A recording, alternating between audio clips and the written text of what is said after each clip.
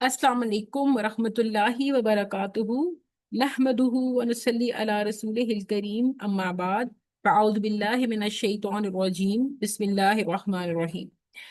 आज हम इंशाअल्लाह सूरह अल काफ को स्टडी करेंगे और इसकी आय नंबर 1 से लेके 4 तक इसको इंशाअल्लाह डीपली स्टडी करेंगे। लेकिन उससे पहले मैं कुछ इंपॉर्टेंट बातें आपके साथ सूरह अल काफ के हवाले से करना चाहती हूँ। सबसे पहले तो हम इसको थोड़ा सा ना इसके बैकग्राउंड देखते हैं कि इसको पढ़ने के फजाइल क्या हैं। हम हर जुम्मे को इसको पढ़ते हैं तो डेफिनेटली इसके पीछे न कोई हिकमत तो है ना, कि इसको हर जुम्मे के दिन पढ़ना इस एक सुन्नत भी है। और उसके हमें क्या एडवांटेजेस हैं। तलावत की अपनी बात होती है कि जुम्मे के दिन तलावत करने के जो है वो अ, अजर ज्यादा है, ठीक है। लेकिन उसके अलावा डेफिनेटली एक चीज को इतना रिपीटेडली कहा गया है, हदीस में भी है कि ये जो सूरह अल कहफ है, इसको जब एक जुम्मे को पढ़ा जाता है तो अगले जुम्मे तक उस इंसान के लिए नूर ही नूर होता है। तो वो नूर क्या है बेसिकली? वो नूर है हिदायत, ठीक है। हिदायत और फितनों से हिफाजत, कि उस दौर में जो भी फितने चल रहे हैं उस इंसान की जो है वो उनसे हिफाजत होगी। बेसिकली सूरह अल कहफ एक शील्ड की तरह काम करती है, हमें इस फितनों से बचाती है। तो थोड़ा सा इसको हम देखते हैं इसकी फजीलत को पहले, और फिर मैं आपको बताऊंगी कि इसका पिछली सूरत के साथ भी एक रब्त है ना, सूरह बनी इसराइल के साथ भी। तो सूरह अल कहफ जो है उसको हर जुमे को पढ़ना एक रूहानी आदत है जो हमें ना सिर्फ बरकत और नूर से नवाजती है, बल्कि आने वाले जमाने के सबसे बड़े जो इम्तिहान है, जिसे हम पता है दज्जाल का फितना कहते हैं, और ये उससे बचाव का जरिया बनती है। अब दज्जाल का फितना सिर्फ उस शख्स के ज़हूर तक महदूद नहीं है। ये बात हमें समझने की जरूरत है कि सिर्फ उस शख्स का ज़हूर हो जाना जो है वो हमारे लिए फितना नहीं है, बल्कि जो उस फितने की तैयारी है ना और जो भी उसके असरात हैं वो हर दौर में फैलते हैं। वो जो भी दज्जाल का फितना है उसके जो भी असरात हैं या जो भी उसके से रिलेटेड जो भी है ना बुरी चीजें हैं, ये फितने हैं, वो हर दौर में मौजूद हैं। तो सूरह अल कहफ में 4 ऐसे फितनों का जिक्र है जो हर इंसान की सोसाइटी में किसी न किसी शक्ल में रहते हैं। और आप ये कह सकते हैं कि ये दज्जाल के फितना जो है ना, ये उसकी बुनियादी शक्लें हैं। जैसे लेट्स से कि जो फर्स्ट चीज थी उसमें जो सबसे बड़ा फितना बताया गया वो ईमान का फितना था। जो आपने जो हम आगे स्टडी करेंगे, जो साबिक़ कहफ की कहानी में है ना, कि जहाँ चंद लोग जो थे, चंद जवान थे, वो सिर्फ अल्लाह की इबादत की वजह से अपने घर बार छोड़कर गार में चले गए थे, क्योंकि ईमान की हिफाजत नहीं थी, बाहर फितना बहुत था, तो वो लोग तन्हाई में चले गए थे अल्लाह को याद करने। इससे वैसे अगर आप सोचें तो ये भी है कि जब फितने का दौर बहुत बढ़ जाए तो आपको तन्हाई में जो है वो वक्त गुजारना चाहिए। बट तन्हाई में वक्त गुजारने का मतलब ये नहीं है कि माँ बाप बहन भाइयों सबको छोड़ दें, लेकिन कहने का मकसद ये है कि फितनों से हट कर, अभी उस दौर में तो ये गार थे तो ये लोग गार में चले गए थे ना, फितनों से हट कर आप थोड़ा वक्त अपने आप को दें। जैसे आप कह सकते हैं कि उस टाइम में आप अपने आप के बारे में सोचें, तदब्बर करें, नेचर को देखें, कुरान पढ़ें, कुरान को समझें। ये फितनों से दूर रहने का तरीका है। पहला फितना तो खैर ईमान का फितना था। दूसरा फितना था माल का फितना, जो एक अमीर और गरीब की मिसाल में दिया गया था, जहां अमीर अपने माल पर गुरूर करता है और आखिरत को भूल ही जाता है, और गरीब का भरोसा क्या था? सिर्फ ईमान, उसका भरोसा सिर्फ अल्लाह पे था। फिर एक इल्म का फितना था जो हजरत मूसा अलैहिस्सलाम और हजरत खिज़र अलैहिस्सलाम की वाकया में बयान किया गया था, जहां जाहिरी इल्म और हकीकत जो है हिकमत का फर्क समझाया गया था, कि इंसान को इल्म होना किसी चीज के बारे में और फिर जो अल्लाह सुब्हानहू तआला के फैसले हैं उनके पीछे कोई हिकमत है, उसमें बहुत बड़ा फर्क है। और फिर एक चौथी चीज जुल्करनैन का वाकया बताया गया था ना, जिसे आप कुदरत और लीडरशिप का फितना भी कह सकते हैं। कि जो जुल्करनैन का किस्सा में है कि जहां उसने अपने इख्तियार को इंसाफ और खिदमत के लिए इस्तेमाल किया था। शायद आपने पढ़ा ही हो, नहीं पढ़ा तो थोड़ा सा बता देती हूँ, वैसे हम आगे डिटेल में देखेंगे। जब उसने जूज माजूज के फसादात से तंग आके एक बंद बांधा था ना, ताकि वो लोग यहाँ आकर तंग ना करें। तो जुल्करनैन की एक बहुत अच्छी लीडरशिप थी, बड़ा नेक इंसान था। तो ये तमाम कैसे इंसान को ये समझाते हैं कि दुनिया जो है ये दुनिया की जो फितने हैं उनका सामान सिर्फ अकीदा, सब्र, तवक्कुल और अल्लाह की रहमत का जरिया किया जा सकता है। यानी कि ये अगर आपने वाकई इन फितनों से बचना है तो आपको ये जो 4 ऊपर हमने स्टोरीज पढ़ी थी ना, इनसे हमें लेसन दिया गया था कि आप अपने अकीदे की हिफाजत करें, सब्र करें, तवक्कुल करें, और फिर अल्लाह सुब्हानहू तआला की रहमत जो है वो आपको इन फितनों से बचा लेगी। और जो दजाल का फितना है वो ऐसा नहीं है कि एकदम से आ जाएगा, डेफिनेटली ये ग्रेजुअल है। ये आहिस्ता आहिस्ता हर दौर में इसके असरात होंगे। और हमें इंशाअल्लाह हमने अल्लाह से दुआ करनी है कि अल्लाह सुब्हानहू तआला हमें इन फितनों से बचाएं। اچھا، اب میں نے آپ سے کہا تھا نا کہ اس کی ایک ربط ہے پچھلی سورہ سے.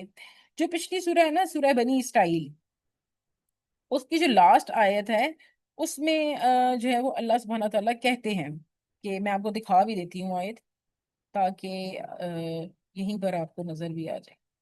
اس کی لاسٹ آیا میں اللہ سبحانہ تعالیٰ نے حکم دیا تھا کہ کہہ دو الحمدللہ. ٹھیک ہے، یہاں پہ دیکھیے یہ ہے آیا نمبر 111 کہ وَقُلْ لِلْحَمْدُ لِلَّهِ، اور آپ کہہ دیں تمام تعریفیں اللہ تعالیٰ کے لیے ہیں، الذی، وہ جس نے لم یتخذ، نہ بنائی، ولدن، کوئی اولاد، ولم یکن، اور نہیں ہے اس کے لیے، لہو، شریکن، کوئی شریک، فی الملکی، بادشاہت میں، ولم یکن، اور نہیں ہے، لہو، اس کے لیے، ولی، کوئی مددگار، من الذلی، کمزوری کی وجہ سے، بکبر، بکبر ہو، اور آپ بڑائی بیان کریں اس کی، تکبیرہ، خوب بڑائی بیان کرنا. یہاں پہ آپ دیکھیں کہ یہ جو لاسٹ آیا تھی، اس میں حکم دیا گیا ہے کہ آپ کہیں الحمدللہ، یعنی آپ اللہ سبحانہ تعالیٰ کی تعریف بیان کریں، کہیں کہ تمام تعریفیں اللہ تعالیٰ کی ہیں. یہاں پر اللہ سبحانہ تعالیٰ نے حکم دیا ہے، جبکہ اگلی سورہ جو سورہ الکہف ہے وہ شروع ہی الحمدللہ سے ہو رہی ہے، یعنی وہاں پہ اللہ سبحانہ تعالیٰ نے خود الحمدللہ بولا ہے. تو اور آپ ایک چیز آپ اور دیکھیں کہ یہاں پر سورہ کی جو اینڈ ہے نا، جو آخری آیت ہے، اس میں الحمدللہ کا لفظ استعمال ہوا ہے، یعنی کہ چیزوں کے اینڈ میں بھی الحمدللہ، اور پھر آپ سورہ الکہف کے سٹارٹ میں دیکھیں وہاں پر بھی الحمدللہ. تو اللہ سبحانہ تعالیٰ کا شکر اور تعریف چیزوں کے سٹارٹ میں بھی اور چیزوں کے اینڈ میں بھی، دونوں جگہ جو ہے وہ بڑی اہمیت کے حامل ہے. تو جو یہاں پر سورہ آیا ہے سورہ بنی اسرائیل میں، وہ یہ ہے کہ اللہ تعالیٰ نے حکم دیا نا کہ بندہ خود بھی الحمدللہ کہے، اور ایک کملی دعوت بھی ہے کہ اللہ کی توحید، اس کی ربوبیت اور اس کی بے نیازی اور شان کا اعتراف صرف ذہنی نہیں بلکہ زبانی اور قلبی بھی ہونا چاہیے. اور اسی طرح جب سورہ الکہف کی آیت سٹارٹ ہوئی تو یہاں پہ اللہ تعالیٰ نے خود اپنے لیے الحمدللہ کہا کہ وہ اپنے بندوں کو یاد دلا رہا ہے کہ یہ جو کتاب ہے، جو قرآن ہے، یہ اللہ سبحانہ تعالیٰ نے ان پر ایک نعمت کی طرح نازل کی ہے. تو آگے ہم اب اس کا سٹارٹ کرتے ہیں. اگر ہم ویسے اوور آل دیکھیں نا، جیسے میں نے آپ کو کہا اس کا اینڈ اور اس کا سٹارٹ الحمدللہ سے ہو رہا ہے، تو اللہ تعالیٰ نے سورہ بنی اسرائیل کے آخر میں بندے کو سکھایا کہ وہ الحمدللہ کہے. سورہ الکہف کے آغاز میں خود فرمایا کہ واقعی تمام تعریفیں اس کے لیے ہیں، کیونکہ اس نے ہدایت کی کتاب نازل فرمائی ہے. یہ جو ربط ہے نا اوپر اور نیچے کا، یعنی اس کے اینڈ میں اور اس کے سٹارٹ میں، تو یہ ربط ہمیں سکھاتا ہے کہ جب ہم دل سے اللہ کی تعریف کرتے ہیں تو قرآن جیسی عظیم نعمت کے دروازے کھلتے ہیں. آپ کو بتایا جا رہا ہے کہ آپ ہر چیز کے شروع میں، آخر میں جو ہے وہ اللہ کا ذکر کریں، بیچ میں ہر جگہ آپ اس کا ذکر کریں. اچھا، یہاں پر جب ہم سٹارٹ کر رہے ہیں سورہ الکہف کو، تو آپ دیکھیں کہ سٹارٹ ہو رہا ہے جی الحمدللہ. الحمدللہ تو ہم اتنا زیادہ لفظ استعمال کرتے ہیں اپنے قرآن شروع کرتے ہیں تب. کوئی ہم نماز میں کتنی دفعہ جب اس لفظ کو استعمال کرتے ہیں تو ہم یہ کہتے ہیں سب تعریفیں اللہ تعالیٰ کے لیے. لیکن کیا ہم نے کبھی اس بات پہ غور کیا ہے کہ یہ جو سب تعریفیں اللہ کے لیے ہیں، یہ سب تعریفیں کون سی تعریفیں ہیں؟ ٹھیک ہے، کس چیز کی یہ تعریف ہو رہی ہے اور کس قسم کی تعریفیں ہوتی ہیں؟ کیا ہمیں ان تعریفوں کے بارے میں زیادہ پتہ ہے؟ اچھا، میں آپ کو بتاتی ہوں کہ تعریفیں جو ہوتی ہیں نا وہ تقریباً 4 سے 5 طرح کی ہیں. یعنی آپ پہلے سب سے پہلے یہ ذہن میں رکھیں کہ ظاہری تعریف جیسے ہم کہتے ہیں نا، ظاہری تعریف یعنی کہ ہم جو چیزیں ہمیں نظر آ رہی ہیں ہم ان کی تعریف کر رہے ہیں. جیسے میں کہوں کہ اللہ سبحانہ تعالیٰ نے کتنے پیارے درخت بنائے، کتنے پیارے پہاڑ بنائے، دریا کتنے پیارے بنائے، تو وہ چیزیں میں دیکھ رہی ہوں نا، دیکھ سکتی ہوں ظاہری چیزیں، میں ان کی تعریف کر رہی ہوں. اسی طرح اللہ سبحانہ تعالیٰ کی تعریف باطنی تعریف کرنا، یعنی کہ جس میں آپ اللہ سبحانہ تعالیٰ کی چیزوں کو میں دیوی رحمت کو محسوس کرتے ہیں. ٹھیک ہے، جیسے اللہ بہت رحیم ہے، اللہ بہت کریم ہے، اللہ سبحانہ تعالیٰ بہت زیادہ جو ہے وہ مہربان ہے. ہم اس کی محبت کو محسوس کر سکتے ہیں، ہم اس کی رحمت کو، اس کی دیوی نعمتوں کو محسوس کر سکتے ہیں. تو یہ ہے باطنی تعریف، جو آپ نے دل سے کی ہے، جس کو آپ چیزوں کو دیکھ نہیں سکتے لیکن آپ محسوس کر سکتے ہیں. تو ظاہری اور باطنی ہو گئی. پھر ایک چیز تعریف ہوتی ہے جس سے آپ کمالات کی تعریف کہتے ہیں، یعنی اللہ کے جو کمال ہیں. جیسے کہ کس طرح کا کمال ہوگا؟ جیسے اللہ کی جو قدرت ہے، کتنی بہترین قدرت ہے. جو بھی اس کا قدرت کا نظام ہے، یعنی دن کا آنا، رات کا جانا، یا بادل کا آنا، ایک خاص جگہ پر برسنا، یہ سب اللہ سبحانہ تعالیٰ کے کمالات میں سے ہے نا. زندگی دینا، موت دینا، ہدایت دینا، گمراہ کرنا، یہ تمام رزق دینا، یہ سب اللہ سبحانہ تعالیٰ کے کمال ہیں، ان کی کمالات کی تعریف. تو ظاہری، باطنی اور کمالات کی تعریف ہوگی. پھر ایک تعریف وہ ہوتی ہے کائنات کی تعریف. جیسے وہ میں نے آپ کو بتایا نا کہ کائنات اور ویسے جو ہوتی ہے کمالات اور کائنات تقریباً ملتی جلتی ہیں. کائنات میں یہ ہے کہ ہر مخلوق جو ہے نا وہ اللہ کی تعریف کر رہی ہے، اور اس میں سے آپ کو اللہ کی تعریف خود بخود محسوس ہوتی ہے. جیسے آپ دیکھیں پھول ہے، پھول کی جو خوشبو ہوتی ہے، پھول کی خوشبو ہے، اور وہ خوشبو آپ جب سونگتے ہیں تو آپ کو پتہ چلتا ہے کہ اللہ تعالیٰ نے کتنی خوبصورت چیز بنائی ہے نا. کہ ویسے تو آپ کوئی بھی پرفیوم لیں، آپ ادھر صحن میں یا لان میں آپ اس کو اسپرے کریں تو وہ تھوڑی دیر میں اڑ جائے گی، وہ رہے گی نہیں، کیونکہ وہ ہمارے ہاتھ کی بنائی ہوئی خوشبو ہے نا. لیکن اللہ سبحانہ تعالیٰ نے پھولوں کی ایسی خوشبو بنائی ہے جو اتنی لانگ لاسٹنگ ہے، جب تک وہ پھول مرجھاتا نہیں ہے وہ وہیں پر رہتی ہے، اور اس کی خوشبو بھی رہتی ہے، وہ گارڈن کو بھی مہکاتی ہے. اس کو آپ اٹھا کے سونگے، آپ کو اس کے پاس سے بھی خوشبو آ رہی ہوتی ہے. وہ کیسی مسلسل کی سی خوشبو ہے اس پھول کے اندر، جو آئی جا رہی ہے آئی جا رہی ہے. اب جب تک اس کا وہ مرجھا نہیں جاتا، سم ٹائمس تو ایسے ہوتا ہے کہ مرجھانے کے بعد بھی اس کی ہلکی ہلکی خوشبو ہوتی ہے. تو آپ دیکھیں کہ اللہ سبحانہ تعالیٰ کی یہ یعنی تعریف ہی ہے نا، کہ یہ ایسا کوئی کام ہم تو نہیں کر سکتے، ہم تو ایسی چیزیں نہیں بنا سکتے. تو الحمدللہ کو اگر میں نتیجتاً یہ کہوں کہ ہم صرف شکریہ نہیں ادا کرتے الحمدللہ کہہ کے، یا صرف تعریف نہیں کرتے، بلکہ ہم دل، زبان اور اپنے عمل سے ایک اظہار کر رہے ہوتے ہیں ہر نعمت کا، ہر حسن کا، کہ یہ صرف اور صرف اللہ کی طرف سے ہے، اور اسی کے لائق ہے کہ ہم اس کی ہمیشہ تعریف کریں. ٹھیک ہے، اب ہم اس کو سٹارٹ کرتے ہیں جی. اس کے روٹ ورڈز دیکھ لیتے ہیں، پہلے اس کو ریڈ کر لیتے ہیں. الحمدللہ الذی، تمام تعریفیں اللہ کے لیے ہیں، وہ جس نے انزلہ نازل کی، علی عبدہ اپنے بندے پر، الکتابہ کتاب، ولم یجعل اور نہیں رکھی، لہو اس میں وجہ کوئی کجی. اللہ سبحانہ تعالیٰ نے کا شکر ہے، اللہ سبحانہ تعالیٰ کی تعریف ہے، تمام تعریفیں اللہ کے لیے ہیں جس نے ہم پر اپنے بندے پر یہ کتاب نازل فرمائی ہے. یہاں پر آپ دیکھیں لفظ اب استعمال ہوا ہے، یعنی کہ اللہ سبحانہ تعالیٰ کی محبت آپ دیکھیں کہ اللہ کہتا ہے کہ میں نے اپنے بندے پر یہ کتاب نازل فرمائی ہے، اور اس کی تعریف ہے، اس کا شکر ہے. یہ رحمت کی طرح آئی ہے کتاب ہماری زندگی میں، رحمت ہے، نعمت ہے، آپ اس کو کیا ہی نہیں سمجھتے کہ یہ کیا کیا چیزیں اس کے اندر پنہا ہے. یہ شفاعت کے لیے آئی ہے، یہ شفا کے لیے آئی ہے، اس کے اندر دنیا کی ہر مسئلے کا حل موجود ہے. ہم اس کے روٹ ورڈز دیکھ لیتے ہیں. ایک منٹ.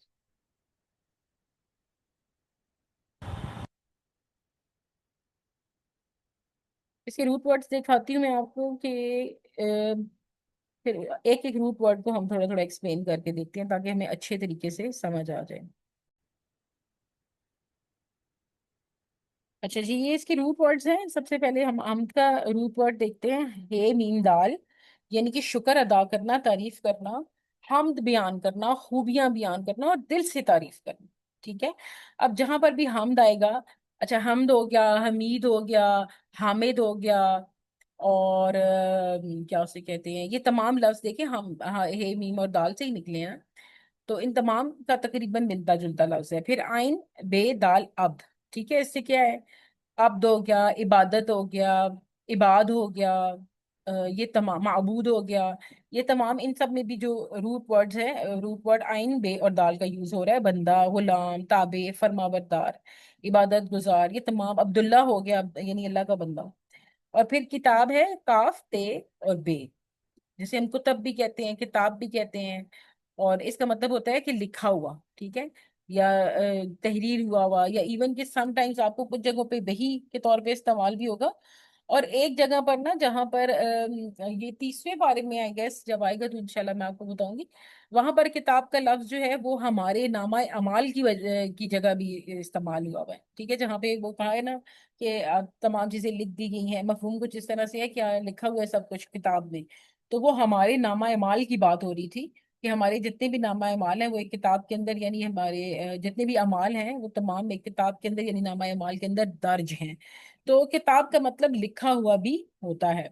اور ای وجہ، آئین، واو اور جیم، جسے ہم کہتے ہیں کہ راستے سے ہٹاؤ یا غلطی یا سیدھے راستے کی کمی یا ٹیڑھا پن ہو جانا. تو یہ کتاب تو ایسی کتاب ہے نا کہ جس میں کوئی ٹیڑھ پن نہیں ہے، کوئی کجی نہیں ہے. ٹھیک ہے، کجی کا لفظ آئے گا آگے. تو یہ ایسی لکھی ہوئی چیز ہے کہ جس میں کوئی کمی نہیں ہے، کسی قسم کا کوئی ٹیڑھ پن نہیں ہے. اچھا ہم اس کو دیکھتے ہیں کہ اب یہاں پہ میں آپ کو ون بائی ون اس کا، جیسے میں نے آپ کو الحمدللہ کا بتایا ہے نا، مطلب کہ الحمدللہ میں کیا ہے، ہر طرح کی تعریفیں آ رہی ہیں. اسی طرح الذی انزل علی عبدہ میں بھی ہم بات کرتے ہیں کہ کس طرح اللہ سبحانہ تعالیٰ نے ایک تعریف کا جو ہے وہ سلسلہ شروع کیا ہے اپنی کتاب کے ساتھ. تمام تعریفیں اللہ ہی کے لیے ہیں جس نے اپنے بندے محمد صلی اللہ علیہ وآلہ وسلم پر کتاب نازل کی اور اس میں کوئی کجی نہیں رکھی. ٹھیک ہے. اللہ تعالیٰ کی ہم صرف زبان سے نہیں ہے بلکہ دل کے اعتراف سے ہے، عقل کی تسلیم سے اور اعمال کے ذریعے بھی کی جاتی ہے. اور یہ جو شکر ہم کہتے ہیں اللہ کا شکر ہے میں ٹھیک ہوں، اس کو صرف منہ سے ادا نہیں کرنا، اس شکر کو ماننا ہے دل سے دماغ سے کہ اللہ نے واقعی ہمیں کوئی بلیسنگ دی ہے، نعمت دی ہے، اور ہم نے اس کا شکر ادا کیا. اور پھر ناشکری نہیں کرنی، شکر منہ سے ادا کرنا ہے، بار بار اللہ سبحانہ تعالیٰ سے اس بات کا اظہار کرنا ہے کہ اللہ پاک آپ کا شکر ہے، آپ نے ہمیں یہ چیزیں دی ہیں، یہ نعمتیں دی ہیں. اور پھر کیا ہے کہ عمل سے پتا چلے گا نا. اگر میں ایسے کام کروں جیسے میں یہ کہتی ہوں کہ ہمارے گھر میں بہت رزق کی فراوانی ہے اور میں اٹھا اٹھا کے وہ رزق نالی میں پھینکتی رہوں گی اور ساتھ اللہ تعالیٰ کو کہوں گی اللہ تعالیٰ شکر ہے آپ کا کہ آپ نے اتنا اتنا رزق دیا، اور اٹھا اٹھا کے پھینک رہی ہوں، تو میرا عمل جو ہے وہ میری بات کی نفی کر رہا ہے. ٹھیک ہے. جہاں پر ہم یہ کہیں گے کہ اللہ کا شکر ہے تو پھر میرے کام بھی ایسے ہونے چاہیے نا کہ میں اس شکر کو واقعی لگے کہ میرے پاس واقعی میں لگے کہ میں شکر ادا کر رہی ہوں. میرے پاس رزق زیادہ ہے تو میں کس طرح شکر ادا کروں گی؟ لوگوں کو دے کے صدقہ خیرات کروں گی، اور وہی میری ایک عمل ہوگا جو بتائے گا کہ میں اللہ کی دی ہوئے مال میں سے خرچ کر رہی ہوں، لوگوں کو دے رہی ہوں، یہ بھی شکر کا ایک ذریعہ ہے. تو اپنی زندگی میں سے کوئی خوبی، کوئی نعمت، کوئی ترقی، کوئی سکون آپ کو ملے یا کوئی علم کی چیز ملے تو وہ سب اللہ کا فضل ہے. تو اس لیے ہر صبح اس حقیقت کا شعور جو ہے وہ رکھنا چاہیے انسان کو، عاجزی، شکر گزاری اللہ سے جو ہے وہ جڑاؤ رکھنا چاہیے. اور وہ سب سے بڑی چیز جو ہے وہ اللہ کے ساتھ کنیکشن کے لیے وہ دو ہی چیزیں ہیں، شکر گزاری اور استغفار. اور جتنا زیادہ آپ شکر کریں گے اللہ سبحانہ تعالیٰ کو اتنا ہی نوازیں گے. لہٰذا سب تعریفیں اللہ تعالیٰ کے لیے ہیں.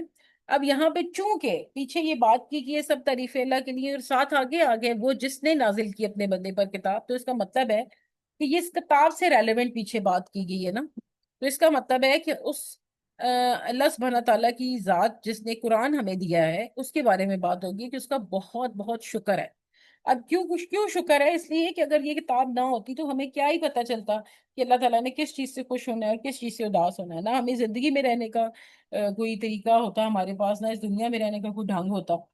تو یہاں پر اللہ تعالیٰ کی ہم کے خاص وجہ بیان کر دی ہے نا. پیچھے تو بتا دیا کہ یہ تعریف ہے، وہ تعریف یا کیوں ہے شکر، اور ساتھ ہی وجہ بیان کر دی گئی ہے کہ اس لیے کیونکہ اللہ سبحانہ تعالیٰ نے اپنے بندے پر کتاب نازل کی ہے.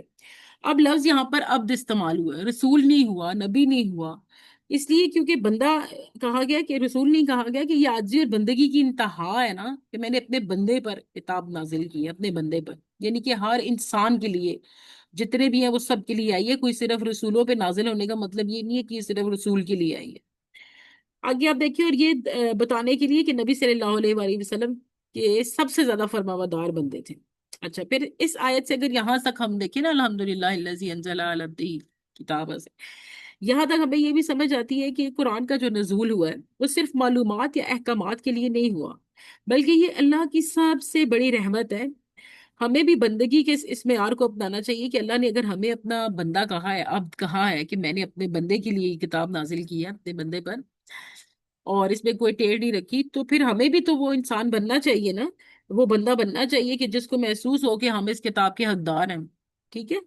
وَلَمْ يَجْعَلْ لَهُ عِوَجًا، ای وجہ کا مطلب کیا؟ اس پہ کوئی کجی نہیں ہے، یعنی کہ کوئی ٹیڑھا پن نہیں ہے. اب یعنی کہ بالکل ہر چیز کے معاملے میں آپ کو بہترین راستہ دکھاتا ہے. قرآن سیدھی راہ دکھاتا ہے، نہ اس میں تضاد ہے، نہ گمراہی ہے، نہ دنیاوی کوئی مفاد ہے. یہ ایک ایسی ہدایت ہے جو ہر دور، ہر شخص اور ہر مسئلے کے لیے راستہ دکھاتی ہے. ٹھیک ہے. اس میں تقریباً ہر مسئلے کا حل موجود ہے. پھر اگر یہاں تک آپ دیکھیں تو جب دل میں آپ کی کوئی بھی الجھن ہوتی ہے، راستہ واضح نہ ہو، آپ کو کچھ سمجھ نہیں آ رہی، فتنے، ہر طرف فتنوں کا دور ہے نا، ہر طرف فتنے چھائے ہوئے ہیں، تو تب قرآن وہ واحد کتاب ہے جو آپ کو ایک ایسی ڈائریکشن دے گی جس میں کوئی ڈیویشن نہیں ہوگی. کجی کا مطلب ہوتا ہے ٹیڑھ پن، کوئی ڈیویشن نہیں ہے، سیدھا راستہ ہے بس. یہ سیدھی روشنی ہے جس میں چلنے سے انسان نہ دنیا میں بھٹکتا ہے اور نہ آخرت میں. تو آپ کو پتہ ہے اگر اس پوری آیت کو آپ دوبارہ دیکھیں تو آپ کو یہ سمجھ آئے گی کہ اللہ سبحانہ تعالیٰ کی یہ جو نازل کردہ کتاب ہے قرآن، یہ تو کسی نعمت سے کم نہیں. ٹھیک ہے. بہت بڑی نعمت ہے کہ اللہ سبحانہ تعالیٰ نے اس کو اس طریقے سے اپنے بندے پہ نازل کی اور ہمارے لیے آسانیاں پیدا فرمائی ہیں. پھر آپ اپنی اگلی آیا کو دیکھیں، پھر ہم اینڈ پہ ویسے ان کی چاروں کی تفسیر اکٹھے ہی دیکھ لیں گے. دوسری آیا جو ہے وہ یہ ہے کہ کئی من لینذرا، کئی من ہوتا ہے بالکل سیدھی. اچھا میں آپ کو اس کا ایک روٹ ورڈ دکھاتی ہوں اور پھر میں آپ کو ایکسپلین کرتی ہوں. کئی من کا مطلب یہ ہوتا ہے کہ اتنی سیدھی ہے جو خود بھی سیدھی ہے اور باقی جو اس کے ساتھ ہوتا ہے نا وہ اس کو بھی سیدھا رکھتی ہے. سیدھا، قائم رکھنے والا، درست، ٹھیک کرنے والا، ماہل نہ ہونے والا اور مضبوط. اب کوئی چیز کئی من ہے، یعنی قرآن کے لیے کئی من کا لفظ استعمال ہوا ہے جس کا مطلب ہے کہ قرآن اول تو خود بھی اس میں کوئی ڈیویشن نہیں ہے، یہ بالکل ٹھیک ہے، بالکل سیدھا ہے، اور پلس جو اس کے ساتھ جڑے گا، کوئی بھی انسان جو اس سے جڑتا ہے، اس کو پڑھتا ہے، اس کو سمجھتا ہے، وہ یہ قرآن اپنی رحمت کے باعث اس کو بھی جو ہے وہ سیدھا رکھے گا. لیونزیرا، تاکہ وہ خبردار کر دے. اس کا کیا ہے؟ الف نون سوری نون زے اور رے. نون زے اور رے اس کا روٹ ورڈ ہے جس کا مطلب ہے خبردار کرنا اور ڈرانا. اور یہاں پر دیکھیں ابھی اسی ورڈ کو دیکھیں کہ یہ ایک تو بالکل سیدھا ہے، یعنی کہ آپ کو کوئی ڈیویشن نہیں دیتا، سیدھا راستہ دکھاتا ہے تاکہ وہ خبردار کر دے. ٹھیک ہے، کس چیز سے وارن کیا جا رہا ہے ابھی آگے بتاتے ہیں. باسن عذاب سے، شدیدن سخت عذاب سے، صرف عذاب سے نہیں سخت عذاب سے. من لدنہ اس کی جانب سے، ایک تو طرف تو وارن کیا جا رہا ہے سخت عذاب سے اللہ سبحانہ تعالیٰ کی طرف سے، اور دوسری طرف کیا ہو رہا ہے؟ وَيُبَشِّرَ الْمُؤْمِنِينَ، اور خوشخبری دے مومنوں کو، الَّذِينَ وہ لوگ جو یعملون عمل کرتے ہیں الصالحات نیک. اوپر وارن کیا جا رہا ہے اور ساتھ ہی خوشخبری دی جا رہی ہے لوگوں کو کہ جو عمل کرتے ہیں نیک، ان لہم یقیناً ان کے لیے اجرن حسنا اچھا اجر ہے. اچھا اجر کے ساتھ بھی اچھا کا لفظ ہے، یہ اچھا اجر ہے. اور عذاب کے ساتھ بھی ورڈ ہے شدید، یعنی کہ سخت عذاب ہے. تو اللہ سبحانہ تعالیٰ نے دونوں چیزوں کے بارے میں ایک جیسے کہتے ہیں نا شدت بتا دی ہے کہ عذاب ہے تو وہ بھی شدید ہے، اور اگر خوشخبری ہے یا اجر ہے تو وہ بھی بہت بہترین ہوگا. جس کے روٹ ورڈز دیکھتے ہیں. باسن کے روٹس آر بی الف بے الف سین، یعنی زبردست، تکلیف، جنگ، ہارڈ شپ، شدید تکلیف یا مصیبت. شدید ان کا مطلب تو آپ کو پتا ہے شدید سخت ہوتا ہے نا، یعنی کہ کوئی بھی چیز جس میں شدت آ جائے. شین دال دال. اور یہ بشر بشر سے نکلا ہے. اچھا یہ جو شین دال دال ہے شدید ہے، اس میں آگے اور لفظ بھی آ جاتے ہیں نا اسی روٹ ورڈز میں. یہ بشر میں دیکھیں بے شین اور رے بشر.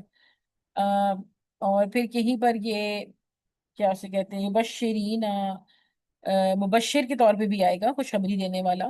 یعنی مختلف ورڈز جو اس کے روٹ ورڈ سے بنتے ہیں. المومنین الف میم نون. اور پھر دیکھیں ایمان ہو گیا، امن ہو گیا، یہ تمام ورڈز یہیں سے نکلے ہیں نا. ایمان والے، ماننے والے، حفاظت میں رہنے والے، حق میں رہنے والے. اور پھر آئین میم لام، یا ملون یعنی جانتے ہیں، عمل کرنا، کام کرنا، انجام دینا. صالحات، یہ دیکھیں سعود لام اور ہے. اس کو صالح بھی آپ یہاں سے صالح کا لفظ بھی نکلتا ہے اور صالحات کا بھی نکلتا ہے اور صلح کا. تو یہ تمام کیا ہیں؟ نیکیاں، درست اعمال، مفید کام، بھلائیاں. اور پھر اجر الف جیم اور رے سے، جس کا مطلب ہوتا ہے انعام، معاوضہ، بہترین صلہ، بدلہ، اچھا انعام. حسن حسنا حسن یعنی ہے سین نون سے. حسن سے حسن بھی ہے نا کہ بہترین، خوبصورت، خوشنما، قابل تعریف. تو وہاں سے یہ لفظ نکلا ہے حسنہ کا. اب میں آپ کو اس کے تھوڑے تھوڑے ایکسپلینیشن دیتی ہوں. کئی من جیسے میں نے آپ کو بتایا نا کہ یہ خود بھی سیدھا ہے اور اس کے ساتھ رہنے والی جو جڑے ہوئے لوگ ہیں وہ بھی سیدھے ہوں گے. تو یہ جو کتاب ہے یہ بالکل سیدھی ہے اور وہ خبردار. اوپر سے کیا آیا تھا؟ ایک وارننگ آئی تھی نا پچھلی آیا مطلب اسی آیا کے سٹارٹ میں کہ بالکل سیدھی ہے، بتاتی ہے راستہ تاکہ وہ خبردار کر سکے. کس کو سیدھی؟ بالکل دلوں کو. اچھا کس کس قسم کا راستہ دے گی یہ کتاب؟ نہ صرف سیدھی ہے، سیدھی کیا دیکھنے میں سیدھی ہے؟ نہیں، یہ دلوں کو، معاشروں کو، اخلاقیات کو سیدھا رکھنے میں مدد دیتی ہے. اور پھر جہاں پہ کہ یہ من کا مطلب ہے میں نے آپ کو بتا دیا کہ وہ خود بھی سیدھی ہے اور وہ باقیوں کو بھی سیدھا ڈائریکشن بتاتی ہے. جب زندگی میں غلط راستے ہوں، الجھن ہو، گناہ ہو، جھکاؤ ہو، تو قرآن کیا کرتا ہے؟ دل و دماغ کے جو ہے وہ پھر سے دل و دماغ کو پھر سے تازہ کرتا ہے، آپ کو ایک پراپر ڈائریکشن دیتا ہے. یہ ہماری روح کو سنبھالتا ہے اور ہمیں گرنے نہیں دیتا. تو یہاں پر جہاں پہ ہے نا لینذر باسن شدیدن، اس کو اگر آپ دیکھیں تو آپ کو پتہ چلے کہ یہ صرف قرآن جو ہے یہ صرف کوئی پیار بھری باتوں کا مجموعہ نہیں ہے، بلکہ اس کے اندر شدید قسم کے اعلانات موجود ہیں کہ اگر تم اللہ کی راہ پر نہیں چلو گے تو اللہ تم مطلب اس بات کا اختیار رکھتا ہے کہ وہ آپ کو شدید عذاب دے، سخت عذاب دے. ہاں پھر وہ لوگ جو نیک عمل کرتے ہیں، ظاہری بات ہے اللہ نے ان کے لیے کچھ خبری بھی رکھی ہوئی ہے کہ وہ ایمان لائیں گے اور نیک عمل کریں گے تو ان کو ایسا ریوارڈ ملے گا جو ہمیشہ ہمیشہ کے لیے وہ رہے گا. تو وہ پھر وہی ہے نا، جنت میں جب جائیں گے تو نہ وہ کبھی بوڑھے ہوں گے نہ وہ کبھی بیمار ہوں گے. اور نہ کبھی ان کو موت آئے گی، تو کیا یہ بہترین اجر نہیں ہے؟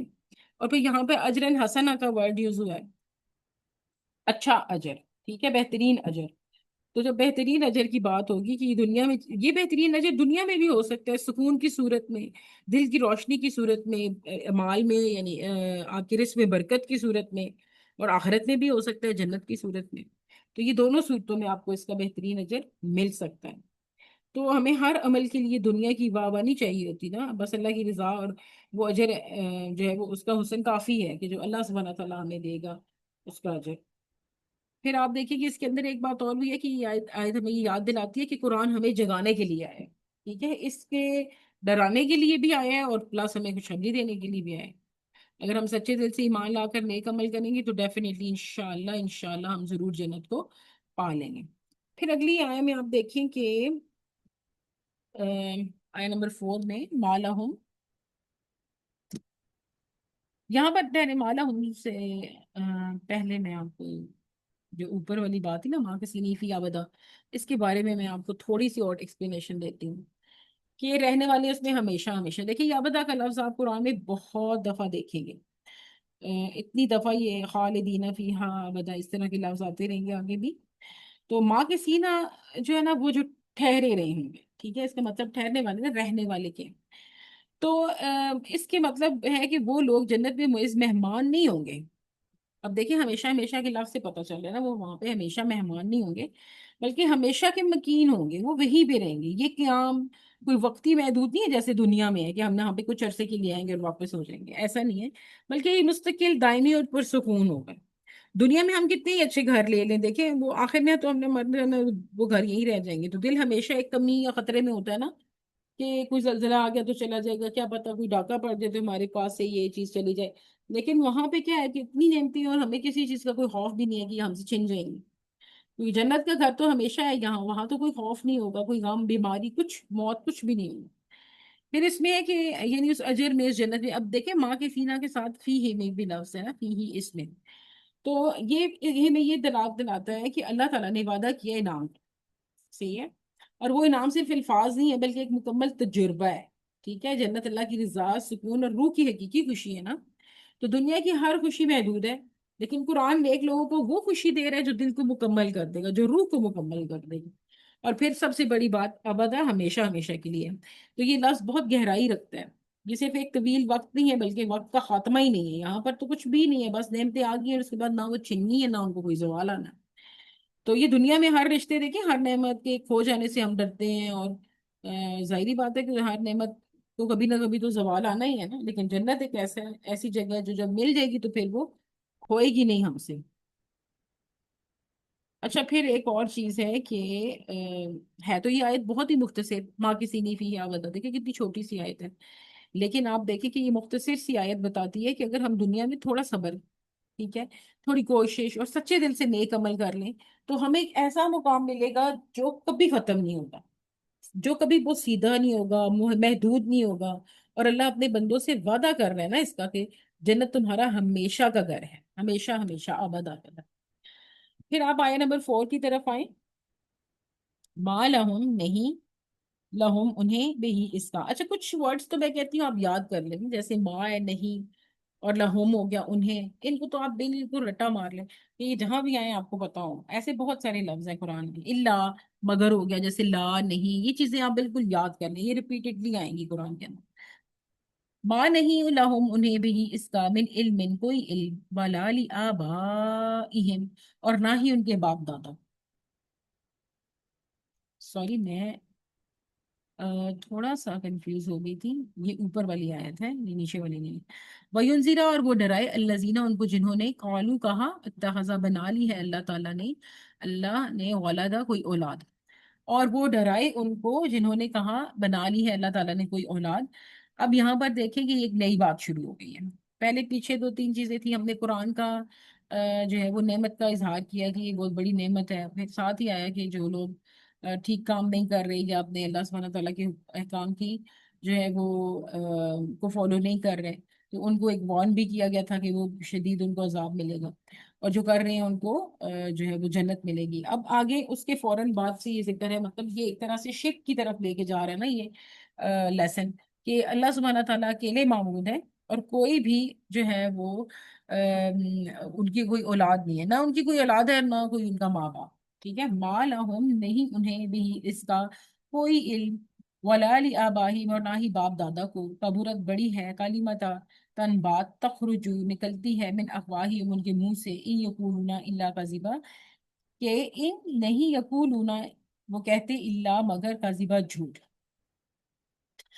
کیا ہے کہ نہیں اس بات کا کوئی علم انہیں اور نہ ہی ان کے باپ دادا کو، بہت بڑی بات ہے جو ان کے منہ سے نکلتی ہے، وہ صرف جھوٹ ہی کہتے ہیں، یعنی کہ ان کے پاس کوئی ثبوت تو نہیں ہے نا کہ اللہ سبحانہ تعالیٰ کا کوئی بیٹا ہے، کیا انہوں نے پیدا ہوتا ہوئے دیکھا ہے، یا کبھی ان کو کسی نے بتایا، یا خود ان جو جن کو یہ کہتے ہیں کہ وہ حضرت عیسیٰ علیہ السلام جو ہے وہ اللہ سبحانہ تعالیٰ کی اولاد ہے، کیا کبھی انہوں نے اپنے منہ سے کہا ہے یہ بات؟ تو ان کے پاس کوئی پروف تو نہیں ہے نا، ہم ان کے ذرا ہم روٹ ورڈز دیکھ لیتے ہیں 4 اور 5 پر، پھر ہم اس کی تفسیر دیکھیں گے۔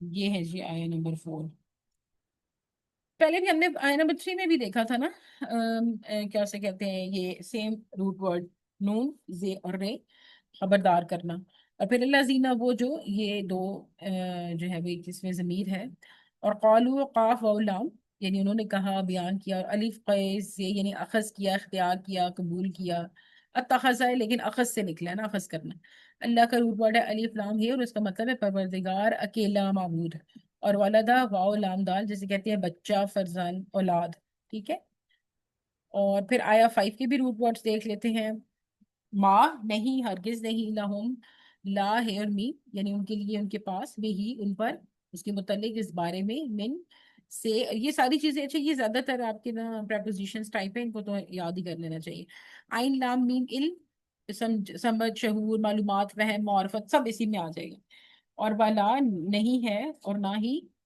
نیز نہیں، اچھا، اور یہ آبائیم الف بے واو جیسے باپ دادا کہتے ہیں، اور ہم اردو میں ایک دفعہ اس کو جوڑ کے ابو بھی کہتے ہیں نا، الف بے واو کو ابو، باپ دادا کو، یہاں بھی نسل سب کے اس میں روٹ ورڈ میں اسی میں ہی کنسیڈر ہوگا، کبرت کاف بے رے جسے کہتے ہیں بہت بڑی، سنگین، بھاری، شرمناک، گمبھیر، اور ویسے کبرت کبیر، کبیر کا لفظ بھی نکلا ہے نا، بہت بڑا سا ہے، اکبر، ایسے ہی لفظ ہے اس میں بھی، کلمات کاف لام میم کلام، کلمہ، یہ تمام سر لفظ یہی میں آئیں گے، اور اس کا مطلب ہے بات، کال، اور پھر خیر رے جیم تخرج، خارج ہونا بھی کہتے ہیں نا، باہر آنا، خیر رے جیم سے ہی نکلا ہے، خروج یہ وہ بھی اسی سے لفظ سے نکلا ہے، اخراج وہ بھی اسی لفظ سے نکلا ہے، میم نون من اس کا مطلب ہوتا ہے کہ اس کی طرف سے، اور افواہہم فیب اور ہے یعنی کہ ان کے زبان سے نکلے ہوئے الفاظ، اور پھر ان ہے بے شک، ان جہاں بھی آئے سمجھ لے بے شک ہے، اور پھر ایک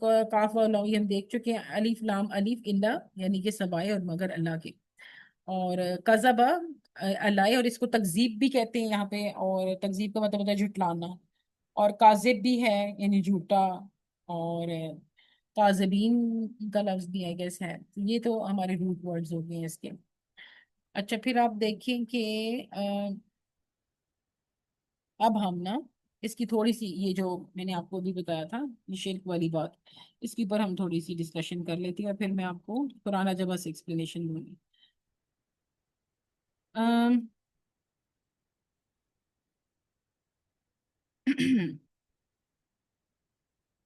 اور وہ ڈرائے انہوں نے جنہوں نے کہا بنا لی ہے اللہ تعالیٰ نے کوئی اولاد، اور ان لوگوں کو وہ ڈرائے جو کہتے ہیں کہ اللہ تعالیٰ نے کوئی اولاد بنا لی ہے، یہ کس کی بات ہو رہی ہے، اور ان لوگوں کو ڈرائے یعنی کہ قرآن کی بات ہو رہی ہے نا، کہ قرآن نازل ہوا ہے تاکہ وہ سیدھا سیدھا بتا سکے لوگوں کو کہ کیا ٹھیک ہے اور کیا غلط ہے، اور وہ لوگوں کو ڈرا سکے کہ وہ جو انہوں نے اپنے آپ سے باتیں بنائی ہوئی ہیں کہ اللہ کی کوئی اولاد ہے تو وہ غلط ہے، جھوٹ بول رہے ہیں، اللہ پہ بہتان باندھ رہے ہیں، تو لا علمی کی بنیاد پر انہوں نے ایک عقیدہ بنایا ہوا ہے، کیونکہ وہ اس سے لا علم ہے نا، ان کو اس بات کی کوئی علم نہیں ہے، کوئی حقیقت نہیں ہے، لا علمی میں انہوں نے یہ اپنے سے خود سے ایک کانسیپٹ بنایا ہوا ہے، تو اللہ کی طرف یہ بات، یہ آیت بیسیکلی یہ بات بتاتی ہے کہ جنہوں نے اللہ کی طرف بیٹا منسوب کیا ہوا ہے ان کے پاس اس بات کی کوئی علم یا دلیل یا کوئی تحقیق یا کوئی وحی نہیں آئی، یہ صرف ان کے آباء و اجداد کی کہی ہوئی باتیں ہیں، اور وہ بنا تحقیق کے اس کو مانتے ہیں، تو آج بھی اکثر لوگ آپ دیکھیں اس آیت سے تو یہ سبق مل رہا ہے کہ آج بھی اکثر لوگ کوئی کام کرتے ہیں اور یہ کہتے ہیں کہ یہ ہمارے تو بڑے بزرگوں نے ہمیں یہ بات اسی طرح بتائی تھی، تو بڑے بزرگوں کا کہنا کوئی یہ نہیں ہے کہ وہ کوئی اوتھینٹک بات ہے،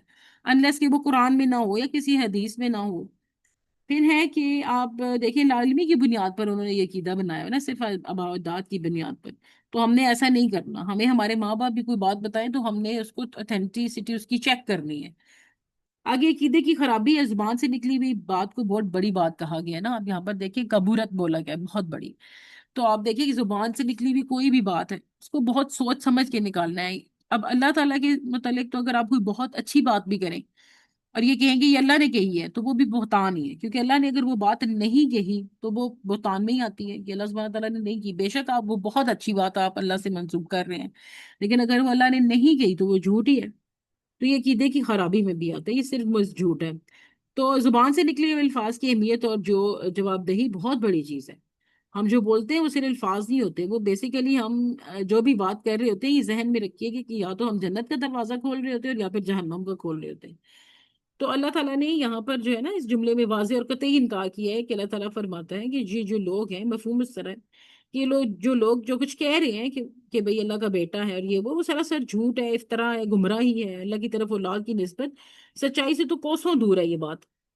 تو عقیدہ توحید صرف یہ نہیں ہے کہ اللہ کو مانا جائے، بلکہ یہ بھی ہے کہ اللہ کو ہر نقص سے، ہر کمزوری سے، ہر مخلوق کی مشابہت سے جو ہے وہ پاک مانا جائے، کیونکہ اللہ پاک ہے. سبحان اللہ و بحمدہ. تو عقیدے کی سچائی صرف قرآن اور سنت سے حاصل ہوتی ہے. تو اگر ہم قرآن کو پڑھیں گے، سنت کو پڑھیں گے تو تبھی پتہ چلے گا نا. اب اس آیا میں ایک بہت بڑا سبق بھی ہے کہ یہ ہمیں خبردار کرتی ہے کہ عقیدہ ایک ایسی چیز ہے جو بغیر علم کے اختیار کرنے کی اگر کی جائے تو یہ تباہی کی طرف لے کے جاتی ہے. یعنی عقیدے کو مضبوط کرنا ہے تو قرآن کو دیکھیں، حدیث کو دیکھیں. تو اللہ تعالیٰ جو ہے وہ اتنا عظیم بلند اور اتنا بے نیاز اور اتنا کامل ہے کہ اس طرف کسی بھی مخلوق جو ہے نا کوئی مخلوقی صفت کی نسبت کرنا بہت ہی بڑی گمراہی ہے.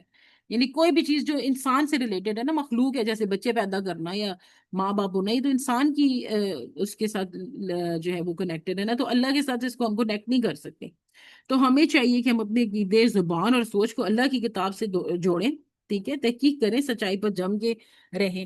تو اس سے یہ فائدہ ہوگا ہمیں کہ جب جو بھی، کیونکہ یہ کئی من ہم نے پڑھا ہے نا، ایک لفظ کے یہ من ہے، تو ہم جب قرآن سے جڑیں گے تو ظاہری بات ہے کہ قرآن سے جڑنے کی وجہ سے ہمیں صرف ہدایت ہی ملے گی، کیونکہ اس میں کوئی ایسی چیز نہیں ہے جو ہمیں گمراہ ہے. تو ہم نے کوئی بھی اپنا عقیدہ ٹھیک کرنا ہے، اپنی زندگی کے معاملات سجھالنے ہیں، کچھ بھی کرنا ہے، ہم صرف اور صرف جو ہے وہ اس کتاب سے رجوع کریں گے. آج کے دن کے لیے 5 آیات کافی ہیں. اب ہم ان کی نا تھوڑی تفسیر دیکھ لیتے ہیں. یہ قرآن عجبہ سے بھی ان کی تفسیر دیکھ لیتے ہیں. اس سے یہ ہوگا کہ ہم ایک تو جتنا بھی لیکچر ہے یہ ہمارا تھوڑا سا ریوائز ہو جائے گا. دوسرا ایک اور جب ہم کسی کی تفسیر کو تھوڑا سا دیکھتے ہیں نا تو ان کے بھی پوائنٹ آف ویوز ہمارے سامنے آ جاتے ہیں. اگر کچھ نئی بات انہوں نے کی ہو تو وہ ہمارے سامنے آ جاتی ہے. یہاں پر دیکھیں سیم وہی بات ہے کہ اللہ تعالیٰ کے لیے جس نے اپنے بندے پر کتاب نازل کی ہے اور اس کا شکر ہے، تمام تعریفیں اسی کی ہیں. اور اللہ سبحانہ تعالیٰ نے رسول اللہ صلی اللہ علیہ وآلہ وسلم کو اپنی رسالت کے لیے خاص کیا اور انہیں نبی اور رسول بنا کر بھیجا اور اپنی مخلوق کی طرف مبعوث کیا. اور اللہ نے اسی لیے ان کو ایز اے بندہ بنا کے بھیجا تاکہ جو وہ بندوں میں رہیں گے تو بندوں جیسے ہی ہوں گے نا، تو لوگوں کے لیے ایز اے رول ماڈل ان کو فالو کرنا آسان ہوگا. پھر دیکھیں کہ اللہ تعالیٰ نے بہت سی صورتوں کی ابتدا جو ہے وہ اور انتہا میں اپنی تعریف بیان کی ہے. جیسے میں نے آپ کو بتایا تھا نا، سورہ کہف کے اسٹارٹ میں اور سورہ بنی اسرائیل کے اینڈ میں اپنی تعریف بیان کی ہے اللہ نے، کیونکہ وہاں پہ الحمدللہ کا لفظ یوز ہوا ہے. اور بتایا کہ قرآن کریم جو ہے وہ بہترین نعمت ہے، ایک عظیم ترین نعمت ہے، اس میں کوئی کچھ ہی نہیں ہے. ایک تو اس میں کوئی ڈیویشن نہیں ہے، یعنی کہ یہ خود کوئی راستہ غلط نہیں دکھاتی. اور دوسری بات یہ ہے کہ یہ کتاب جو ہے وہ آپ کو جب بھی جتنا بھی پڑھیں گے آپ کو سیدھا راستہ ہی دکھائے گی. اور جتنے بھی ہم اللہ سبحانہ تعالیٰ کا شکر ادا کرتے ہیں، چاہے وہ جو ہے وہ زبان سے ادا کر رہے ہیں، چاہے اپنے عمل سے ادا کر رہے ہیں، جس طرح کا بھی شکر ہے، وہ ظاہری ہے، باطنی ہے، یا ان کے کمالات کی وجہ سے ہے، لیکن اللہ سبحانہ تعالیٰ کا حق ہے کہ ہم ان کا شکر ادا کریں. اور پھر یہ بھی بتایا گیا ہے ان کے ذریعے کہ یہ کتاب بالکل سیدھی ہے. اس کی سب سے بڑی خوبی یہ ہے کہ یہ بالکل سیدھی اور ٹھیک ہے، اور ہر طرح سے یہ جو ہے وہ آپ کو دے گی اور مختلف خبروں سے آگاہ کرتی ہے. قرآن پاسٹ میں کیا ہوا تھا، کتنی قومیں آئی تھی، کتنی گئی تھی، اللہ نے کس کو کس طرح کی سزا دی، کیوں دی، وہ تمام خبریں اور تمام قصے اس کتاب کے اندر موجود ہے تاکہ ہم ان میں سے لیسن حاصل کر سکیں. ٹھیک ہے، قرآن ایک معتدل کتاب ہے اور حق کو حق اور باطل کو باطل قرار دیتی ہے. اور پھر اس کتاب میں ہی آپ دیکھیں کہ انہی آیاز میں جو ہے وہ اسٹرانگ قسم کی وارننگ آئی ہے، ایک سخت عذاب ہے، خبردار کر دیا گیا ہے کہ جو اللہ کے جو ہے وہ اللہ کا کسی کو شریک ٹھہرائے گا اس کے لیے، یا ان کے احکامات کی مخالفت کرے گا تو اس کے لیے ایک بہت سخت عذاب ہے، عذاب بھی نہیں ہے، سخت عذاب ہے۔ پھر ساتھ ہی خوشخبری دی ہوئی ہے ان لوگوں کو جو اللہ سبحانہ تعالیٰ کی بتائے ہوئے احکامات پر عمل کرتے ہیں، نیک ہیں، عمل صالح کرتے ہیں، تو ان کے لیے جنت ہے، اور وہ بھی کون سی؟ ہمیشہ کے لیے، ابدا، وہاں وہ ہمیشہ رہیں گے۔ اور اجرن حسنا کا لفظ استعمال ہوا ہے نا کہ اچھا اجر ہے، تو اچھا اجر، اور پھر اللہ سبحانہ تعالیٰ خود کہہ رہے ہیں تو پھر آپ خود سوچ لیں کہ وہ اجر کتنا ہی اچھا ہوگا۔ اور اس سے ریلیویٹ ایک آیا بھی یہاں پر لکھی ہے جو کہ بہت مزے کی ہے۔ اللہ تعالیٰ فرمائے گا، سورہ المائدہ 119 میں ہے کہ وہ دن ہے جس میں سچوں کو ان کی سچائی نفع دے گی، ان کے لیے باغات ہیں جن کے نیچے سے نہریں بہ رہی ہیں، اس میں ابدل آباد تک ہمیشہ رہنے والے ہوں گے، اللہ تعالیٰ ان سے راضی ہوا اور وہ اللہ تعالیٰ سے راضی ہوئے۔ یہ بہت بڑی کامیابی، فوز عظیم، یہ اتنی بڑی کامیابی ہے کہ آپ اللہ سے اور اللہ آپ سے خوش ہو جائیں۔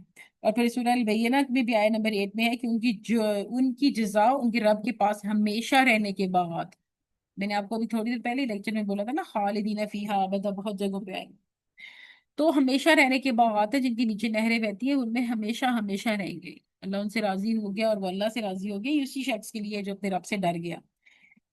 پھر آپ دیکھیں کہ مزید ہر چیز کو زوال ہے نا اس دنیا میں، تو جو بھی چیزیں ہیں اس کو زوال ہے، لیکن اللہ کی نعمت خاص طور پہ جنت ایک ایسی نعمت ہے جس میں کوئی زوال نہیں۔ سیدنا ابو ہریرہ رضی اللہ عنہ کی بہت اچھی روایت یہاں پر کوٹ ہوئی ہوئی ہے، جو آدمی جنت میں داخل ہوگا وہ نعمتوں میں ہو جائے گا اور جسے کوئی تکلیف نہیں ہوگی، اس کو کپڑے کبھی پرانے نہیں ہوں گے، اس کی جوانی کبھی ختم نہیں ہوگی، یہ صحیح مسلم کی حدیث ہے۔ اور پھر ایک سید ابو سعید خدری کی حدیث ہے کہ ایک آواز دینے والا آواز دے گا کہ اے جنت والو، تمہارے لیے یہ بات مقرر ہو چکی ہے کہ تم صحت مند رہو گے، کبھی بیمار نہیں ہوگے۔ دیکھیں کتنی زبردست جگہ ہے، نہ ہم بیمار ہوں گے، نہ بوڑھے ہوں گے، نہ سوئیں گے، نہ مریں گے، بس کھاتے پیتے رہیں گے، تو تم زندہ ہی رہو گے، تمہیں کبھی موت نہیں آئے گی، تم جوان رہو گے، کبھی بوڑھے نہیں ہوگے، تم آرام میں رہو گے، کبھی کوئی تکلیف نہیں آئے گی۔ تو اور آواز آئے گی پھر کہ صحیح مسلم میں ہے کہ یہ جنت ہے، تم اپنے نیک اعمال کے بدلے میں اس جنت کے وارث ہوئے۔ آپ خود دیکھیں، آپ کوئی یہ ان 5 5 مرلے کے گھروں کے اور 10 10 مرلے کے گھروں کے وارث نہیں، آپ جنت کے وارث بنیں گے انشاءاللہ تعالی۔ یہ ہم نے، ہمارا ٹارگیٹ تو یہ ہونا چاہیے، گول یہ ہونا چاہیے۔ پھر اور ان لوگوں کو وہ ڈرائے جو کہتے ہیں کہ اللہ نے کوئی اولاد بنا لی ہے، صرف اس چیز پہ آپ دیکھیں کہ کہہ دینا کہ بس خود سے ہی کہ ہمارے باپ دادا کہتے تھے، اور کوئی اتھینٹسٹی نہیں ہے اس بات کی، تو یہ عقیدے کو کتنا بڑا نقصان ہے۔ اللہ تعالیٰ نے اولاد بنائی، یہ 3 طرح کے گروہ تھے نا، ایک کہتے تھے، ایک تو مشرک ہیں، وہ کہتے تھے کہ اللہ تعالیٰ یہ جو فرشتے ہیں یہ اللہ تعالیٰ کی بیٹیاں ہیں، اچھا خود وہ بیٹیوں کو اچھا نہیں سمجھتے تھے، کہتے تھے کہ کوئی ناراض، اللہ ناراض ہے تب بیٹیاں ہو رہی ہیں، لیکن خود فرشتوں کو یہ کہتے تھے کہ یہ اللہ کی بیٹیاں ہیں۔ اور یہود تھے، وہ یہودی کہتے تھے کہ حضرت عزیز جو ہیں وہ اللہ تعالیٰ کے بیٹے ہیں، اور عیسائی ہیں وہ کہتے ہیں مسیح اللہ یعنی کہ حضرت عیسیٰ ابن مریم رضی اللہ تعالیٰ، سوری، حضرت عیسیٰ بن مریم ابن مریم علیہ السلام جو ہے وہ اللہ تعالیٰ کے بیٹے ہیں۔ تین، نعوذ باللہ، یہ 3 طرح کے جو ہیں وہ شرک تھے جن کے بارے میں کہا تھا کہ انہوں نے اولاد بنا، یہ وہ شرک تھے جن کے ذریعے لوگ یہ سوچتے تھے کہ اللہ کی اولاد موجود ہے۔ تو دنیا میں انسان کی گمراہی کا سبب یہ ہے کہ انسان ایک تو اللہ تعالیٰ کے علاوہ دوسروں کا سہارا نہ لے، ٹھیک ہے، اگر وہ لے گا تو وہ ذلیل و خوار ہو جائے گا۔ تو مشرک کسی علم یا یقین کی بنا پر اللہ تعالیٰ کی اولاد نہیں بناتے، یہ وجہ بتا رہی ہے کہ اللہ تعالیٰ وجہ بتا رہے ہیں کہ یہ کوئی علم یا تحقیق انہوں نے نہیں کی، بلکہ یہ ویسے ہی کہہ رہے ہیں کہ اللہ کی اولاد ہے، صرف اس لیے کہ انہوں نے کہا کہ ان کے بڑے باپ دادوں نے کہا تو انہوں نے کہا کہ بس وہ بات بالکل سچ ہے۔ اللہ تعالیٰ نے واضح فرمایا کہ ان کے قول علم کی بنیاد پر نہیں ہے، بلکہ یہ گمان اور خواہشات کی نفس کی بنیاد پر ہے۔ ان کے پاس ابا اجداد نے کہہ دیا تو انہوں نے کہا کہ بس انہوں نے کہہ دیا تو یہ سچ ہی ہے، یہ بیسیکلی ایک بہت بڑا الزام ہے اللہ سبحانہ تعالیٰ پر، کہ ایک ذات ہے اس کی اولاد ہے ہی کوئی نہیں، اور یہ کہہ دینا کہ اس کی اولاد ہے، اس سے بڑا ظالم اور کون ہوگا؟ اور آپ کو پتہ ہے اللہ تعالیٰ اس کو یہ چیز سخت ناپسند ہے، لیکن اس پہ اللہ اتنا صبر کرتے ہیں۔ کرنا اللہ سبحانہ تعالیٰ کی سنتوں میں سے ایک سنت ہے، اور صرف یہ بات نہیں ہے اللہ کی، آپ دیکھیں کتنی چیزیں ہیں جو اللہ کو کتنی بری لگتی ہیں، لیکن ہم کھلے مکھلے کر رہے ہوتے ہیں اور اللہ ہمیں دیکھ کے اس پہ صبر کر رہا ہوتا ہے۔ اور اس سے بڑا ظالم اور کون ہوگا جو اللہ تعالیٰ پر جھوٹ باندھے یا اس کی آیات کو جھٹلائے؟ ظالم یقیناً کامیاب نہیں ہوتے۔ اور یہاں پہ جو میں آپ کو یہ بتا دوں کہ آیات کے جھٹلانے کی بات ہے، تو یہ صرف یہ والی جھٹلانے نہیں ہے کہ میں نہیں مان رہی کہ یہ بات سچ ہے یا جھوٹ ہے، بلکہ جھٹلانے میں اس میں بھی آ جاتا ہے کہ آپ اس کو سن لیتے ہیں، سمجھ لیتے ہیں، لیکن آپ کا جو ایکشن ہے وہ اس کے اگینسٹ ہوتا ہے، کرتے آپ اپنی مرضی ہیں۔ ہم سب عورتوں کو پتا ہے، سب لڑکیوں کو پتا ہے، ہم نے بال کور کرنے، ہمارے بال نظر نہیں آنے چاہیے. ہم قرآن پہ کہتے ہیں ہم انسان، ہم مسلمان ہیں، ہم کلمہ پڑھتے ہیں، ہم کہتے ہیں ہاں جی ہم ہولی قرآن پہ ہمارا پورا جو ہے وہ ہے ایمان ہے، لیکن ہم پھر بھی بال کھولے چھوڑ کے گھوم رہے ہوتے ہیں. یہ ہمارے جو اعمال ہیں اور جو ہمارا ایمان ہے وہ تو ایک دوسرے کو کانٹراڈکٹ کر رہے ہیں نا. ایک اور جگہ پر اسی حوالے سے آیا ہے سورہ مریم میں آیت نمبر 88 to 95 کہ انہوں نے کہا کہ رحمان نے کسی کو بیٹا بنایا. یہ انہوں نے کہا نا، یہ عیسائیوں نے. بلا شبہ تم یقیناً بڑی بھاری بات کو آئے ہو، یعنی بہت بڑی بات.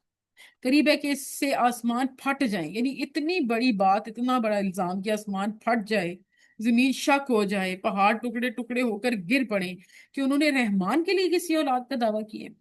حالانکہ رحمان کے لائق نہیں کہ وہ کسی کو اولاد بنائے. آسمان اور زمین میں جو کوئی بھی ہے رحمان کے پاس غلام بھر کے ہی آنے والا ہے، اولاد بن کے آنے والا نہیں ہے. بلا شبہ یقیناً اس نے ان کا احاطہ کر رکھا ہے. اور وہ پھر اللہ سبحانہ تعالیٰ تو سب جانتے ہیں نا، اور اس نے سب کو خوب اچھی طرح شمار کر کے گن رکھا ہے. اور ان میں سے ہر ایک قیامت کے دن اس کے پاس اکیلا آنے والا ہے. وہ صرف جھوٹ ہی کہتے ہیں، صرف جھوٹ بولتے ہیں. اللہ تعالیٰ پوچھا گیا نا کہ رسول اللہ صلی اللہ علیہ وسلم سے کہ اللہ تعالیٰ کے نزدیک کون سا گناہ سب سے بڑا ہے، تو انہوں نے کہا کہ سب سے بڑا گناہ یہ ہے کہ اللہ کے ساتھ کسی کو برابری میں آپ جو ہے وہ شریک ٹھہرائیں. کہ اللہ تعالیٰ نے تمہیں پیدا کیا ہے. میں نے عرض کیا کہ یہ تو واقعی سب سے بڑا گناہ ہے. تو اس کے بعد کون سا گناہ سب سے بڑا ہے، تو فرمایا کہ تم اپنی اولاد کو اس خوف سے مار ڈالو کہ وہ تمہارے ساتھ کھائیں گے. اس خوف سے آپ نے اپنی اولاد کو مارنا نہیں ہے. تو میں نے پوچھا اس کے بعد فرمایا کہ تم اپنی پڑوسی کی عورت کے ساتھ زنا کرو، یعنی زنا تو پھر بھی تیسرے نمبر پہ آیا ہے. سب سے پہلے نمبر پہ کیا چیز ہے کہ آپ کی جو ہے وہ یہ کہ آپ اللہ کے ساتھ کسی کو شریک نہ ٹھہرائیں. اور دوسری بات آپ دیکھیں اس آیت سے تو ہمیں یہ بھی سمجھ آتی ہے نا کہ بنا کسی تحقیق کے بات کرنا، بنا کسی جو ہے وہ علم کی بات کرنا، یہ بھی ایک بہت بڑی بات ہے. کسی چیز کا علم نہیں ہے تو خاموش رہیں، تحقیق کریں. اور تحقیق کے لیے جو چیزیں اللہ سبحانہ تعالیٰ نے پرووائڈ کی ہیں وہ ہے قرآن اور حدیث، اور یا پھر رسول اللہ صلی اللہ علیہ وآلہ وسلم کا گزارا ہوا طریقہ، ان کے بتائے ہوئے جو ہے وہ طریقے، وہ سب ہے ہمارے پاس. تو آج کا لیکچر جو ہے وہ آیا نمبر 1 to 5 کمپلیٹ ہو گیا. انشاءاللہ ہم باقی جو ہے وہ نیکسٹ ڈے کریں گے. اور جو بھی اس میں کوئی ایشو ہے یا کچھ بھی ہے آپ گروپ میں میسج کر سکتے ہیں. انشاءاللہ ہم اس کو مزید جو بھی آپ کو نہیں سمجھ آتی یا کوئی اچھی چیز یا کوئی بری چیز آپ کو سمجھ میں آئے کہ اس سیشن کو اس طریقے سے مزید بہتر بنایا جا سکتا ہے، تو آپ پلیز ضرور اپنی سجیشنز دیجیے گا گروپ میں. ٹھیک ہے، میں انتظار کروں گی آپ کے میسیجز کا. کوئی مسئلہ ہو آپ کمنٹس میں بھی پوچھ سکتے ہیں. اور یہ ایک بات، ایک میسج میں آپ کو دینا چاہتی ہوں جو کہ بڑا بینیفیشیل بھی ہے اور شفاعت کا ذریعہ بنے گا. چھوٹی سی نیکی، آپ کوئی بھی نیکی کریں، آپ کوئی آیا شیئر کر دیں، آپ کوئی حدیث شیئر کر دیں، پہلے تحقیق کریں پھر اس کو شیئر کریں. اور کوئی نہ کوئی خیر کا کام آپ ضرور کریں، ایک پروڈکٹیو انسان بنیں. پروڈکٹیو انسان بننے کے بہت فائدے ہیں. ایک تو نیگیٹو مائنڈ نہیں ہوتا، نیگیٹیوٹی سے دور رہتا ہے. اور دوسری بات یہ ہے کہ آپ آئے ہیں نا اس دنیا میں تو لوگوں کے لیے خیر کا باعث بنے. لوگوں کو کوئی ایسی انفارمیشن دے جو ان کے کام آ سکے، شاید دنیا میں آئے چاہے آخرت میں آئے لیکن کام آ سکے. تو آپ کی ایک چھوٹی سی نیکی جو ہے وہ صدقہ جاریہ بن سکتی ہے. آپ ڈفرینٹ چیزوں کے لنکس ایک دوسرے کو سینڈ کریں جو اچھی چیزوں کے ہیں، جن کو پڑھ کے انفارمیشن مل سکے. تو اگر آپ کو یہ ویڈیو پسند آئے تو آپ اس کو لائک اور شیئر کیجیے گا، ضرور کیجیے گا، سجیشن ضرور دیجیے گا. اب اس سیشن کو اینڈ کرتے ہیں. سبحانک اللہم و بحمدک اشہد ان لا الہ الا انت استغفرک و اتوب الیک. السلام علیکم.